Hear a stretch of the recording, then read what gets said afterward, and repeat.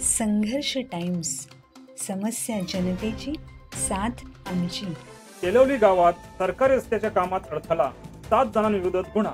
खालापूर तालुक्यातील केलवली गावात जिल्हा परिषदेकडून रस्त्याची दुरुस्ती आणि पथदिवे स्ट्रीट लाईट बसवण्याचे काम सुरू होते. हे काम 14 मे ते 16 मे 2025 दरम्यान सुरू होते. यावेळी 7 ग्रामस्थांनी हे काम थांबवण्याचा प्रयत्न केला.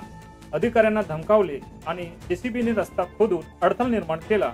ही घटना पोलिसांच्या उपस्थितीत घडली असून संबंधित गावातील नारायण शिवराम दिसले, प्रशांत लक्ष्मण दिसले, वैभव दत्तू दिसले, अक्षय मोतीलाल दिसले, अंकुश रोहिदास मराडे, सुनील देवराम दिसले, कल्पेश दशरथ दिसले या 7 जणांविरोधात गुन्हा दाखल करण्यात आला आहे.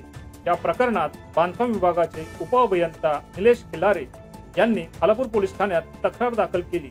या 7 जणांविरोधात भारतीय दंड संहिता 2023 अंतर्गत गुन्हा दाखल करण्यात आला आहे.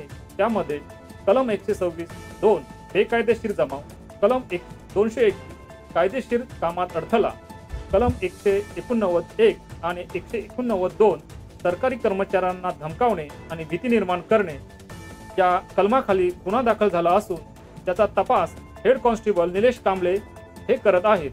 या घटनेनंतर पोलीस आणि महसूल विभागाच्या मदतीने रस्ता पुन्हा पूर्ववत केला गेला आहे. आता रस्त्याच्या वाहतुकीसाठी खुला असून गावकऱ्यांचा रोजचा वावर पूर्ववत झाला आहे.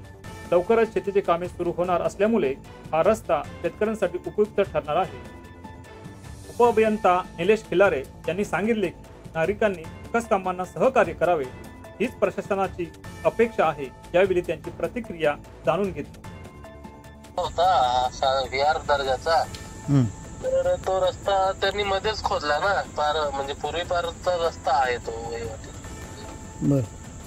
आणि मग तो खोदल्यानंतर कोणी जरी तक्रार केली स्थानिक ग्रामस्थांनी, तर मग तहसीलदार साहेबांनी आदेश काढले होते की तुझा रस्ता आपल्या अखत्यारीतील विहार नंबर आहे, तर मग तुम्ही तो पूर्वत वाहतूक सुरळीत राहण्यासाठी पूर्वत करावा लागेल. तो काय असेल नसेल तर गुन्हे दाखल करावा फौजदार हे.